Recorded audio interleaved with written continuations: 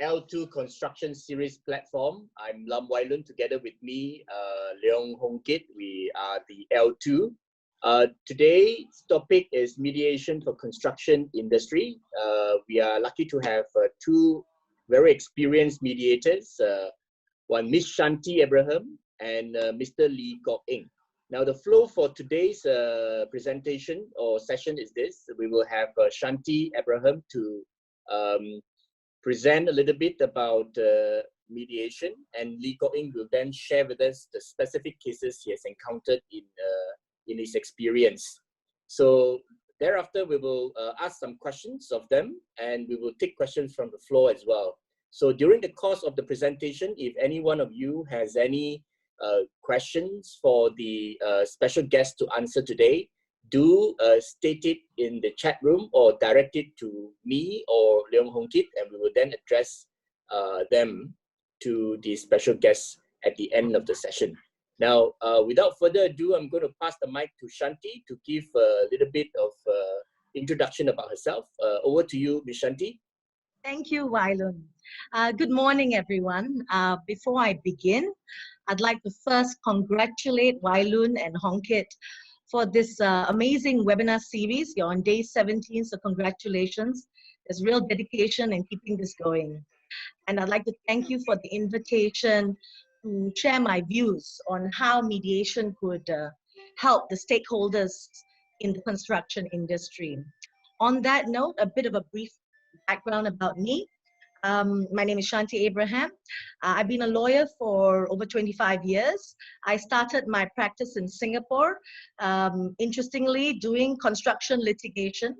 I now run my own practice here in Kuala Lumpur. I'm an arbitrator, a mediator, and an adjudicator. And of all these many hats that I wear, I'm most passionate about mediation, mediation advisory, and mediation advocacy. And so I mediate with various panels, including the Malaysian Mediation Center, AIAC, the Singapore Mediation Center, and our Malaysian Builders Association. I also mediate on an ad hoc basis. And in these new COVID times, I have decided to embrace the new normal, which I believe will be online mediation. And I have set up an online mediation space with Modron. On that note, Hongkit, may I please have the next slide? Now, in the construction industry, most of the stakeholders will be familiar with litigation, expert determination, arbitration, adjudication, and even neutral evaluation. But what remains a little bit of a unicorn is construction mediation.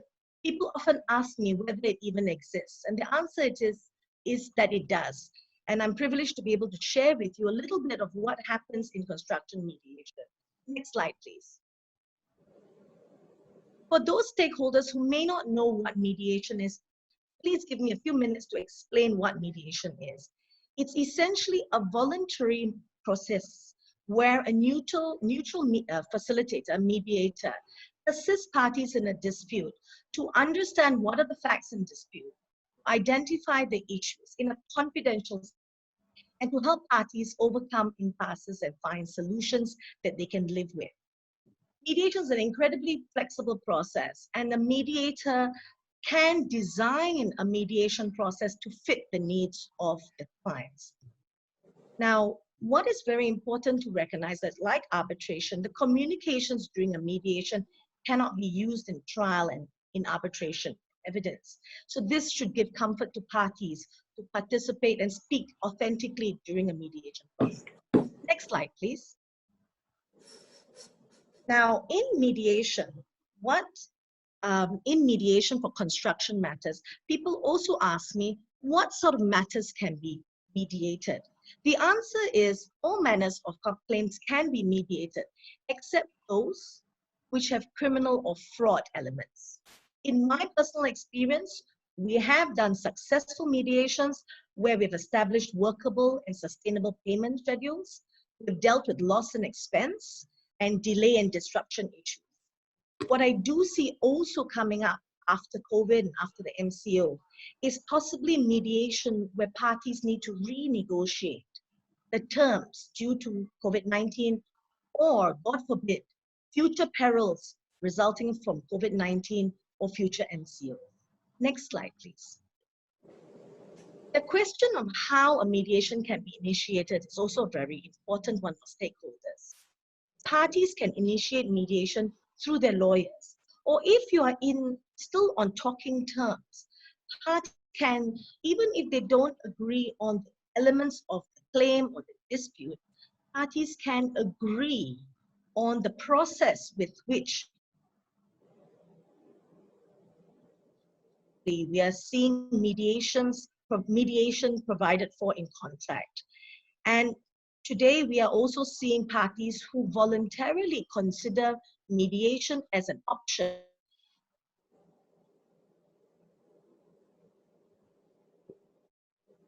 Mediation can also be agreed voluntarily in place of adjudication process, which under SEPA right now is available. SEPA proceedings take about 15 weeks to reach a resolution. Mediations can be a whole lot faster. And professionals who are advisors to stakeholders can also propose mediation. And I have shared where you seek mediators, and you can make specific requests for mediators who are familiar with construction matters. Next slide, please. Now, this is an interesting aspect of mediation, which I foresee is going to start growing in time to come. This requires some specialist mediation skills where a mediator or mediators help several parties navigate multi-level disputes. In the construction industry, one can see the potential of dispute resolution between an employer, main contractor, and subcontractor, or even a main contractor and several lines of subcontractors as well. This is called value chain mediation. And we actually foresee that in insolvency mediations, this will be also becoming more increasingly used. Now, what is the benefit of a multi-party mediation? It brings all the stakeholders to the same dispute resolution chamber, as well as to the same process where the parties are looking for solutions to the problem in front of them. This is arguably going to be faster than any other adjudicatory process because the parties are collaborative and look at solving the problem in front of them rather than allocating blame, which is the typical approach in an adversarial dispute resolution process. Post-COVID-19 or post-MCO, I see that there are new opportunities for those of you who be consultants and lawyers to be central mediation managers. Because one of the big challenges is to get this conversation going on how a dispute can be resolved. Next slide, please. Now, the questions that parties ask sometimes are whether experts and documents can be used in construction mediations. The answer is absolutely. The role of experts in construction mediations continues to be valuable. In fact, parties can elect one neutral expert whose views can be deemed to be non-binding. And the whole idea of a mediation is to have conversation where facts are communicated non-threateningly and in a collaborative way, where parties are looking to find solutions at the end of the day. Now, documents are always welcome in construction mediation. I have had more than 28 bundles of documents brought into a construction mediation, only for parties to use one bundle of 300 pages in the course of 2 days. It is reflective of the advisors who prepare the parties to be able to get a core bundle, which will help illustrate and explain the solution. Next slide, please. Next slide. Now, cross-border mediation, and it does happen, but I am going to say that we're going to see more of this as a matter of reality as borders remain closed and as we need to interact with people in other countries in more efficient ways. So post-COVID, you're going to see more online mediations as well. Most professional mediators are able to do this online, and this conversation has been happening for years. What this does for the stakeholders in the construction industry, it opens up some new options in dealing with your international or interstate parties or partners. Again, new opportunities are available for consultants and advisors as well as lawyers who want to help their clients find more sensible solutions in a time when a long, protracted and expensive dispute resolution process may not serve their actual needs. Next slide, please. So what happens when you have burning questions of law that you want an adjudicated dispute? So mediation offers that option. You can reach partial settlements, unlock some of the cash flow that may be necessary, but to refer some of the remaining issues to arbitration and adjudication, while still ensuring business survival. What is the key here? The key here is having a dispute resolution strategy where the decision makers within the stakeholders understand that winning in an adversarial process does not often translate to cash flow. Those of us who do SIPA know the frustration of getting a SIPA award and having the paying party comply with the award as well. What mediation offers is the chance to have a real dialogue with paying parties to find out what are some of their difficulties and to find out how they intend to make good the payments that they are obliged to do. Next slide, please.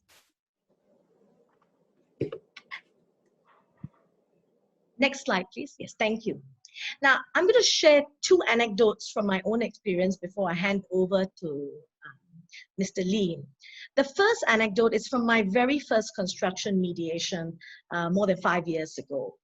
And this is to show you how flexible mediation can be. The mediation happened between an employer and a main contractor. The dispute gap was over ringgit 1 million and had prevailed for over 2.5 years. The architect in this story did not want to get caught between the two parties because he took the view that it was not a productive use of his time. It was the architect who requested for the mediation. And to inspire the parties to pay for the first day of mediation, he paid for the first day of mediation. In his view, it was a much cheaper option than spending his time doing litigation preparation and doing witness statements. Now, the parties were actually very hostile in this case, and we were asked, or I was asked, how to facilitate parties who did not want to be in the same room with each other. The solution for this was shuttle mediation. And shuttle mediation is where the parties never meet each other and the mediation can still carry on. What was very good in this particular story is that both lawyers were very cooperative, even though the first 3 court mediations had failed.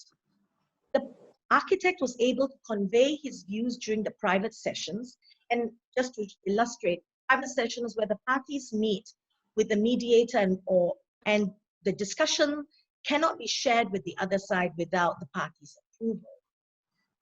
Now, the first day of mediation was so successful that the parties agreed to carry on the mediation at their own costs. They realized that a QS was needed, and a QS was appointed and given 7 days to provide a non-binding report. By the second day of mediation, the gap in the dispute had gone down to 300,000. Bear in mind they'd been fighting for 2.5 years, and within 1 week, they had shrunk their amount of dispute. The mediation court carried on to a 3rd day, and by this time, the gap went down to 50,000. The parties were hopeful, but they had not reached a solution yet. Mediation carried on through telephone conference, and finally, the gap closed and the parties resolved the matter. Can I have the next slide, please? Now, this second anecdote is from a more recent case. This was a mediation between the main contractor and the subcontractor, and this was in Singapore. This mediation the parties were referred by the parties' lawyers to a mediation institution. This was done by co-mediation, and it is my honor today to have with me my co-mediator, Mr. Lee. We did this mediation together in Singapore.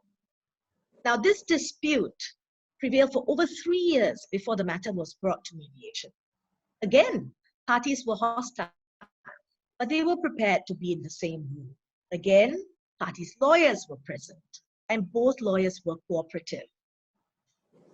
In this particular mediation, informal translation was required because one party was not very comfortable with English. But the whole process was done in a way that the party could follow, and it was a very respectful process. Now, Mr. Lee will remember that many issues were raised by the parties, and it filled up our entire mediator's whiteboard. The process that we used for this mediation was a mixture of joint sessions, private sessions, meetings between the lawyer and mediator alone, meetings between the parties alone, with Mr. Lee and I going in to provide periodic support. The matter started at 9:30 a.m. At lunchtime, Mr. Lee will recollect, he wasn't looking very hopeful, but we persisted, and the parties persisted, and the lawyers persisted. By about 3 or 4 p.m., we achieved some breakthrough, and the positive communication continued. What looked not hopeful at lunchtime was resolved at 5:30 the same day, and the parties signed a settlement agreement. I recollect at lunchtime, Mr. Lee asking me whether I needed to postpone my flight. And I'm pleased to say that I did not have to postpone my flight that night back home because the matter got resolved. And on that note, I'd like to thank you all for your time and for listening. Thank you, Shanti, for the interesting sharing, actually, with anecdotes as well. That is live, true experiences. And we really appreciate that to show the successes of mediation. In Malaysia, I still personally think that this method of resolution has been or is being underutilized. Yes. And the results are always very positive compared to even winning a case in litigation. Yes. Arbitration, because of the further hurdles that the parties or the winners will have to go through thereafter.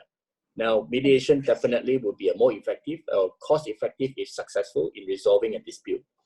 Now, I'm going to introduce the next speaker for the day, who is Mr. Lee. Now, Mr. Lee, over to you. Can you actually introduce a little bit about yourself to the audience? Okay. Before I start, I'd like to thank Shanti where she invited me for this mediation talk. And I also like to thank Loon and Hong Kit for having me for their L2 construction series. Okay, let me talk a little bit about myself. I'm actually from the construction industry. I've been in the construction industry for more than 40 years, but I've been involved or practiced mediation for the last 25 over years. I've mediated a few hundred disputes. I can't remember exactly how many. By the way, I'm a certified mediator with the IMI. I'm also the certified mediator for SIMI, that is Singapore based. And because of this certification with SIMI, I'm recognized by Singapore Mediation Act 2017. I'm also the working group member for formation of the Singapore Construction Mediation Center, in short, SCMC, last year. Okay, my specialized dispute areas are commercial dispute, consumer dispute, community dispute, and family dispute. But today I will only confine my discussion and sharing on commercial dispute relating to construction. So next slide, please. Okay, my sharing will be in 3 parts. Part 1 will be on the type of dispute. Part 2 will be on the mediation in the midst of COVID-19. And the last part will be on the settlement of dispute. Next slide, please. Okay, as we know that in construction, the disputing parties can be between employers versus main con and subcon as well. It can also be between main con versus supplier. It can also be between main con versus subcon, including supplier, and also party between subcon versus subcon, including supplier. What I mean here is because in the construction industry, all right, it is most likely in the subcontracting basis. So it can be on first level subcon and second level subcon and thereon. So basically, this type of dispute, the features are quantum claim, dollar and cent, time claim, delay, right? Particularly like now, COVID-19, a lot of construction project are in delay, so time claim is very essential. And this sort of dispute are normally two parties. And the next type of dispute are between MCST versus developer, main con, and various party like the consultant as well. Can I have next slide, please? So the feature of such dispute are basically fighting over workmanship, quality of works, supervision, defects, and this type of dispute can be many parties. When I say many parties, it can be more than 10 parties. I handle such dispute for more than 12 parties. I can imagine when there are 12 parties, there will be 12 set of lawyers, 12 set of experts, and it could be easily 30, 40 people. And for this type of cases, normally we need a very big mediation room where we have to use the Maxwell chamber. Okay, the other next type of construction dispute will be between third party versus main con. When I mean third parties are basically property owner, bungalows owners. And this sort of dispute, the features are basically claiming on damages to the property, and it can be multi-party. So the difference between multi-party and many parties, multi-party are not that many, all right, but it can be in the region of more than 3 parties. And again, every party is represented by a lawyers and expert, and it can also be very sizable. Okay, next slide, please. Okay, my second part will be on mediation in the midst of COVID-19. So the concern now, whether it's in Singapore or whether it's in Malaysia or whether it's in the whole world, the issues on wearing of masks. All right. Ever since Wuhan has actually have a lockdown early this year in January, I've involved in a few mediation. And Singapore at that point of time has not really very serious onto the wearing of masks. But I've actually request my party, all right, to wear masks. They are very cooperative. You can see from the photograph, we are all wearing masks. So the issue now is that either the wearing mask willingly at a very early stage, and subsequently it become compulsory, and then just only yesterday, right, Singapore government has actually made everybody to wear masks as long as they move out of the house. It's become mandatory. So likewise in mediation, right, if there should be any physical mediation, mask wearing is very important. Okay, the next concern is safe distancing. Can I go back to the other slide? It's on safe distancing. So that will be on the sitting arrangement. You can see here, we are sitting quite far apart. But actually, we have to rearrange, right, in case, like now, it's very prominent. It's already COVID-19, a pandemic. So the sitting arrangement may be actually changed from what you can see from the photo. The last part of the concern is like in Malaysia, you have MCO. In Singapore, we have the CB, the circuit breaker, and in the world, there are many countries in lockdown. So it looked like the solution is on online mediation, like what Shanti has also proposed, like what we call ODR.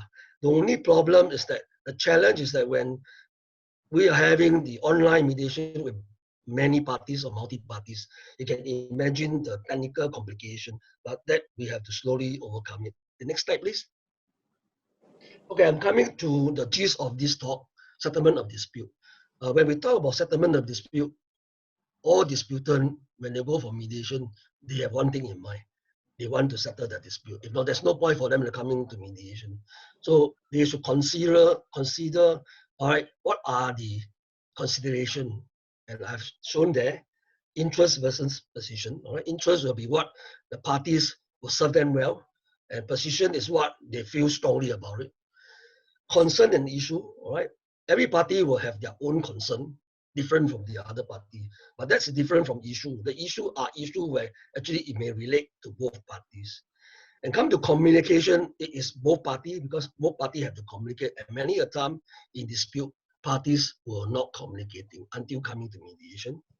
And understanding is that parties, even the mediators, need to understand each party, all right, facts, views, all right, position. The next one will be when come to resolution, parties will have to generate their option or solution, and this is very pertinent whether the mediation can be settled. The next point is on alternative, and that's where, all right, the parties' choice is. Different party will have different choice, different alternative. Criteria will be the criteria like such as the basis, the yardstick, right, for each and every party, right, to think that that particular option will serve them well. Relationship is that when we talk about mediation, we talk about human being. As long as the human being, there will be dispute, and relationship, no matter how, whether it's a family dispute, whether it's a consumer dispute, whether it's a construction dispute, there is always relationship. All right, the next one will be on commitment and intention. So intention will be like what the parties, all right, expect to resolve. But the commitment will be more like what is their bottom line, all right, what is each of the other parties' bottom line. And last but not least is on the face aspect, especially in the Asian, all right, environment, or not even Asian, globally. Every man, every woman will want their face to be preserved. They want face saving, they want face giving. Okay, next slide, please. Okay, I will share with you, I have actually 11 cases, but in view of time, maybe I will just discuss about 4 cases and then we'll move on to Q&A. Okay, the first case is actually between the subcon versus the second level subcon. All right, it's a 2-party dispute involving a high-rise commercial project. The issue were outstanding work, defect rectification, and payment. And this particular case, all right, no doubt it was 2 parties, but they come equipped with lawyers, with a few lawyers from this side, and also with expert. So we were very forthcoming in the whole mediation until towards the end, we discover that although both parties have intention to resolve, but their key person, their authorized person, were not around. And because of that, all right, I have asked the party whether they are willing to adjourn to the next session so that the next session, the authorized person can be in. So you move on to the second session, and the motivation to settle is that, you see, after the adjournment, when the authorized person come to the second mediation, all right, the mediation was resolved very quickly. And why they resolve it? Because when the 2 authorized person come, they are able to see the value of forging their business relationship.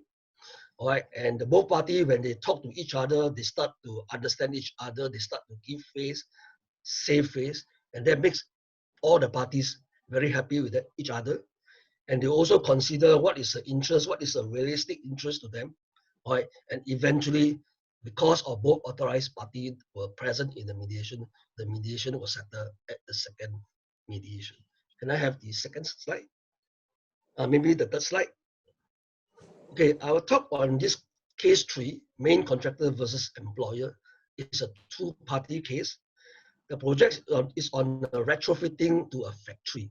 The issue were on variation, acceleration cost, and EOT. But this case, all right, is actually is on a bespoke building contract. Interestingly, there is no provision for extension of time clause. There is also no provision for acceleration cost. But anyway, because of the progress with delay, all right, the contractors, under pressure of the employer, all right, they accelerate the progress, resulting acceleration claim. But after going through the mediation, all right, going through the details, going through all the parties, all right, understanding, all right, they realize that in order to resolve this matter, the motivating factor is that they have realized that the weakness and the strength, and having weighing the strength and weakness of going to court is not very favorable, because as we know, when we go to court, the result may be win-lose or lose-lose. But in this mediation, where I was able to forge a win-win situation, and resulting of that, all right, it was settled. Can we have the next slide? Okay, the 4th case is between main contractors and the subcontractors. It's a 2-party project. It's a high-rise condo project. The issues was on back charges, overcharging, counterclaim on loss of profit. The interesting part of this case is that I basically mediated in partial Hokkien and Mandarin. As you know, in our industry, whether in Singapore or Malaysia, our contractors are mainly Chinese, and some of the Chinese don't really able to speak English, and happen that that particular parties only can talk in Hokkien and Mandarin. So I actually basically mediated in Hokkien and Mandarin. Well, we gone through the issue and realized that, well, the parties are very strong to feel that they were being given a very big back charges, and also vice versa, the other party will say that you are overcharging me. And because there were an omission of the contract substantially, obviously one of the parties is claiming for loss of profit. But resulting from the whole day of mediation, party realized that one of the parties actually currently they are having involved in many litigation, and for that, right, they decided to settle since they are the one of the first few disputants that come into mediation. Therefore, they settle because many ongoing dispute of one party is in progress. As such, it's advantageous to settle and dispose off quickly for being the early bird to be paid while the parties still have financial muscle to pay. Okay, the next case, please. Next case, yes. Okay, my next case is on the employers versus main con and a third party. This is a more than two-party dispute. It's involved a landed property, all right? The issue were on variation, outstanding work, defect, progress, and design. Okay, this particular dispute is very interesting, is that there were delay, but anyway, the contractors have tried his best to complete the project, all right? But when it was handed over to the project, all right, the employer discovered there were a lot of defects. The design was having a problem, all right? But to the employer, he may also consider that no doubt it was handed over, there were a lot of outstanding work not done, all right, despite there are some variation claimed by the contractors. But in view of all this incident, all right, the employer discovered that he have to complete the project, but he's not going to use the main con anymore. But because this is a design and build project, the third party is basically a consultant, and you need the consultant, right, to continue with the project. But the consultant have a direct contract with the main con. So these three parties come in handy that together with this mediation, right, they agree that the consultant is being discharged from the main con. So much so that the employer can then engage the consultant directly, and for them to engage another new contractors, right, to proceed with the balance work and proceed with the defective design. And because of that, right, the limiting factors are they realize the realistic expectation for the third party to complete the development. All right, so you can see how. I don't know how much time do I still have. Shall I stop here, or you want me to talk a few more cases? I think, Mr. Lee, you have jotted down this successful experiences in the slides. I think the demonstration of your last 5 cases are sufficient for now. We should leave more time for Q&A, and Okay. The audience, don't worry, because the slides will be distributed to all the audience after the session is ended, and we will be providing links to those who have registered with us. Now, Hong Kit, would you like to take over for questions? Yeah, of course. Thank you, Mr. Lee, for sharing with us your no successful experience. So we all know that the mediation can begin at any time. So based on your experience, at which stage do you think is the best time to begin a mediation? Is it before the litigation begins? At this point, the issues between the parties may not be clearly defined yet, or during litigation, would it then be too late for the parties may have already incurred a substantial legal cost? Okay, you see, in construction dispute, the dispute amount usually start from a few tens of thousands to a few $1 million, Sing dollar or ringgit. So construction disputes are basically very complex because there are many documents involved, drawing involved, many correspondence involved, and may also involve regulations. So when the party find that they are in dispute, or normally on claim of dollar and cent, or claim on time, all right, to have EOT, this can be very complex. So when the parties want to go into mediation or want to go into arbitration or want to go into litigation, right, the parties may have to consider that if they were to approach the arbitration routes or they approach the dispute resolution, but we already all know that they are very time consuming, they are very costly, and it can be of a lot of heartache to the party. So normally I would suggest that when parties have involved in dispute at the initial stage, it's good for them to sit down with their team of consultants or team of QSs, contract managers, to check whether do they have enough document for them to compile the case, or do a case analysis. And if let's say the document shows that the case is favorable to them, and it's always, then because of that, it's always good, all right, to attempt mediation first, because mediation can be processed in 1 day, all right, the most is about 3 days. My longest mediation is 3 sessions, but in fact, 80-90% of my mediation are 1 day mediation. So that could be very affordable to parties involved. Whereas if they were to go to arbitration or mediation, it can be in the region of a few $100,000 to a few $1 million. So my short answer to this question is that it's always good, all right, to attempt mediation, all right, before litigation. But unfortunately, if let's say the parties has already entered into litigation because they have been served a breach, it's always good to attempt mediation immediately. That's my answer. Oh, so it's as early as possible. Mr. Lee, then what makes it attractive for Mr. Lee? So what makes it attractive for construction disputes to attempt mediation at the first instance?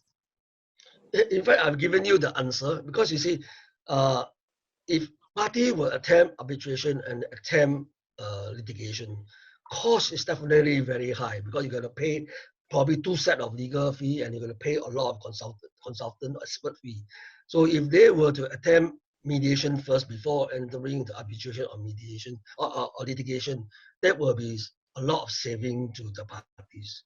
So it's the same answer as my first question and answer. Okay, thank you, Mr. Lee. Mr. Lee, so far through your presentation, you have demonstrated to us you are an experienced mediator with lots of hands-on experience. So it is very common that parties are often entrenched in their positions. This would lead to a deadlock to the mediation process. How do you overcome or untangle the deadlock situation? Okay, you see, all the parties, before they come to a mediation, they probably have a very strong position. Some of them might even have already consulted lawyers, and the lawyer may tell them you will win. So you stand firm on the position. So it's the position that party like to stand on. And also basically, some of the party may be very entrenched into or unrealistic expectation of getting the option, getting the solution. And these two are the cause of the stalemate. So where I go about it is that from my presentation, my third part, I talk about the motivation, and I talk about the factors for considering how to settle. Okay, in my case one, if the audience here can still remember, in my case one, when the both party come for the second mediation, all right, because of the 2 authorized party were in, they are able to talk face to face, a lot of face giving, all right, face saving to each other. That makes them very happy, and they are able to think about forging their future relationship so that they can carry on to do other business together, all right, and they can think of how to preserve their interests. So these are the few factors when parties in mediation, they have to move away from position to interest. All right, they have to communicate to understand each other better. All right, and for the purpose of forging the future relationship, it's always good. All right, to resolve and then move on with the business. So I can relate, all right, this question to case one and relate to my slide on the consideration. If let's say the audience have the slide, you should be able to refer to that particular slide on the consideration. That's all. Okay, Mr. Lee, we know that you have brought 11 cases, successful cases to the audience today. Perhaps you can share some unsuccessful mediation experience with us. Okay. I've been in mediation for more than 25 years. Although I don't really keep records, but I think my success rate is in the region of about 80 to 90%. So that is to say that for every 10 disputes that I mediated, probably I only have 2 or maybe 1 unsettled. It's very difficult for me to remember which are the cases that I did not settle. But what my answer to you is that if parties are too entrenched into the position and they are not willing to move from the position, right, to interest, and they are not willing to think that it is better to collaborate with the other parties on the resolution rather than standing firm that they insist on unrealistic expectation. Therefore, I give you an example, right? If let's say in a commercial dispute, we're talking about dollar and cent. If one of the party insisted that they only want apology, and the apology must be in a very serious form, in a very old-fashioned form, that you want the party to publish in the newspaper, giving a written apology, or having a tea ceremony in a restaurant, all right, a demand. So these are so-called unrealistic expectation. So most of the party in the mediation move from this unrealistic expectation, right, from position to the interest. I hope I answered your question. Yeah. Thanks for your answer. Actually, we know that in Singapore, mediation has been widely used as compared to Malaysia. Do you have any advice for our fellow Malaysian to be able to adopt more on mediation to the dispute as a dispute resolution method? Yeah, in fact, last year March, I was in Malaysia. I was giving a seminar talk to the MBAM, the Master Builder Association of Malaysia. In fact, the same question was raised. Right? Malaysia actually have been involved in mediation as early as Singapore. You can see your Mediation Act is in 2012. Singapore Mediation Act is in 2017. But Malaysian mediation, no doubt, was as long as in Singapore. But it didn't take off because I think the awareness of the parties, and the parties must realize the benefit of going into the mediation rather than adjudication, arbitration, or litigation. So the advantage of having mediation, which have to convey to the Malaysian industrial players, and they have to accept and buy into this, that mediation can dispose their problem very fast and affordable. I don't want to use the word cheap, but affordable, because in mediation, because construction disputes are very complex, it will still requires expert, not just one expert, maybe more. So because of that, it may be costly. So I would say that because of mediation can be done in 1 to 3, it can never be more expensive than arbitration or litigation. So in short, right, Malaysian construction player must realize that cost and time and confidentiality is very important for mediation. Because in mediation, you will not have a judgment, you will not have a word. Right? Other than those in the mediation room, no one else what was discussed. So I hope. Very good advice. Thank you, Mr. Lee. That's all from me. I will pass the mic to Wai Loon now. Okay, I'm going to have a few questions for Shanti. In fact, yes, hi, Wai Loon. Sorry, my video seems to be not very working, but can you hear me? No problem. Yeah, that's fine. That's fine. No problem. Shanti, no problem. Yes. A question from the floor. Sure. One of which is that about the enforceability of an arbitrated agreement. Mediated agreement. That's right. Yes. Okay. Yeah. Say something about this issue. Yes, absolutely. So one of the typical concerns that parties have is what happens if parties don't pay after they have entered into a mediated settlement agreement. Now, this is the same fear that parties should have whether going into an arbitration or a litigation.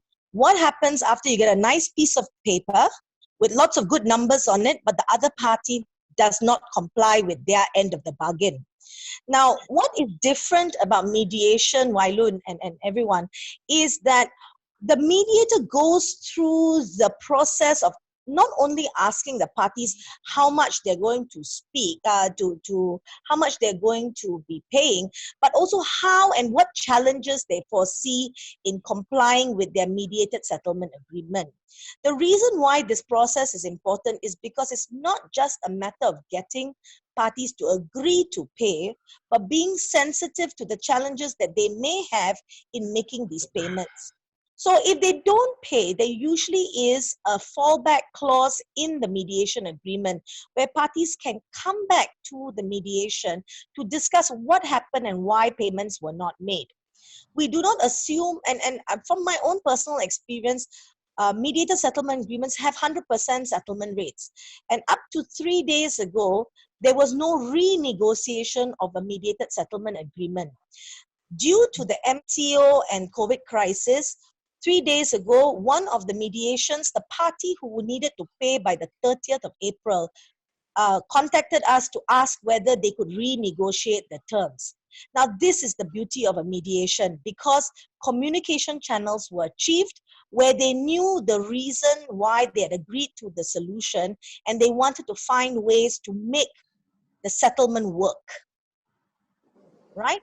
Now, in a worst case scenario, you enforce in the same way as a contract. But in my experience, all successful mediations, there is a fallback methodology to get the parties to pay within the settlement agreement.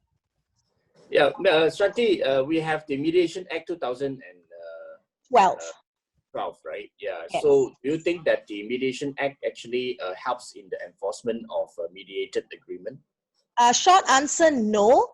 Our Mediation Act 2012, we had our Mediation Act before Singapore.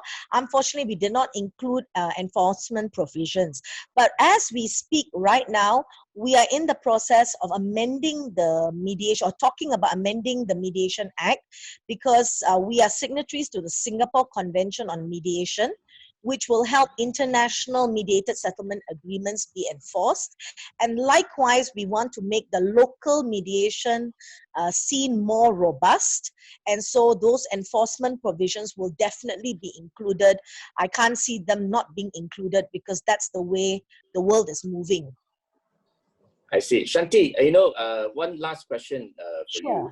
It's just that in mediation, everybody thought that, usually you will only see one person who will be the neutral person to try to mediate the dispute between them. I have also seen cases where there are more than one mediators having been appointed. In a weird scenario, we have actually got two mediators instead of odd digits, because, you always have the majority people deciding in arbitration or in court. But you can have two mediators in the mediation things. Can you explain, why is that so and whether it is effective? Yes, and the case on point would be my second anecdote where Mr. Lee and I were co-mediators. We come from different training backgrounds. Mr. Lee has decades in the QS arena as well as in mediation. I have experience in the legal fraternity as well as mediation. That dynamics comes in very helpful in mediation, bearing in mind one very important thing. The mediator does not make a decision. We are navigators and we are facilitators of communication. And the good thing about having two different mediators coming from two different industries, for example, is that especially in specialist industries like construction, there may be the benefit of specialist experience for the benefit of the parties as well. We do not give advice as mediators. We encourage the lawyers to convey their views in a collaborative way. Remember, in mediation, you can agree to disagree and still reach agreement. So the combination of having two mediators is not unusual. Now, Mr. Lee spoke about multi-party mediations. As in my experience, when we do multi-party mediations, it's very beneficial to have at least two mediators, because mediation is a very involved process. And when you have co-mediators, we are able to manage all the multiple parties. The maximum I've had in a construction mediation is 14 people in the room at the same time. So having a co-mediator helps in the dynamics of a mediation process. Thank you, Shanti. Yeah, thank you. And we have taken up about 50 minutes for this session. It's very interesting. There's so many experiences to share. I'm sure, even if we carry on for another hour, we'll not be able to finish sharing with Our us pleasure. the past 2 or 3 decades, being a mediator. Now, Yeah. we will be ending the session, but before we do that, Shanti, do you have any concluding remarks for the audience? Yes, just one very short comment. These are unusual times, and because they are unusual times and we are all getting used to new normals, I'd like to encourage parties that in the process of looking at their disputes, to consider swifter, cost-effective, solution-based dispute resolution methodologies, simply because we are in a situation where cash is going to be a concern and time is going to be a concern. And if one would be willing to consider mediation, I'm sure that they may be one of the positive anecdotes for future in the construction industry. Thank you, Shanti. Mr. Lee, do you have any concluding remark for the audience? Yes, I do have. As now we are all in the COVID-19 era, and particularly in Singapore, because I come from Singapore, the Singapore government just recently passed the COVID-19 Temporary Measure Act 2020. And this particular act, actually come into force 7 April this year, and it's have a validity of 1 year. And I would like to tell all the parties, all the construction players, particularly in Singapore, and maybe Malaysia, because a lot of Malaysian contractors are in Singapore, that actually they can still attend mediation, because in the COVID-19 Temporary Measure Act 2020, it give the liabilities, the paying parties, a suspension or keep in abeyance, no need to honor their liability to pay. But that does not mean that within the 6 months or the 1 year, there's no action can be taken. They can still attempt mediation. So I hope that if the parties still having construction problem, and they are stifled with cash flow, they can attempt mediation. But obviously, if parties are concerned about they might be violating the COVID-19 Temporary Measure Act 2020, they can consult a lawyer before they institute a mediation. That's all I like to say. But this may also apply to Malaysians, because a lot of Malaysians are actually contractors in Singapore. Thank you. Thank you, Mr. Lee. Since you mentioned the Singapore COVID-19 Temporary Measure Act, in fact, on L2, on this coming Friday, we will have a sharing section on the Singapore COVID-19 Temporary Measure Act. Okay, thanks again, Shanti and Mr. Lee, for your... My pleasure. Thank you. It's my pleasure also. Today's sharing is very timely, since the COVID-19 outbreak has brought so much uncertainty and potential disputes to the construction industry. I believe we can benefit immediately from the information we got today from both Shanti and Mr. Lee. However, while those disputes may yet to arise, MCO has raised many immediate questions related to employment and HR issues. And we will discuss them tomorrow morning with our 2 special guests, Rohan and Donovan. Right. I also, please have a look at the screen here. We have continued to bring you a range of interesting topics in this MCO. And also some L2 fan favorites making their second appearance. Please have a look. So yeah, today's turnout has been great again. Thank you for your support. It's very, very important for us. Thank you. See you tomorrow morning. Enjoy the rest of your day. Bye. Thank you, Hongkit. Thank you, Wailun. Thank you. Thank you. Bye. Bye. Bye. Bye. Bye. Bye.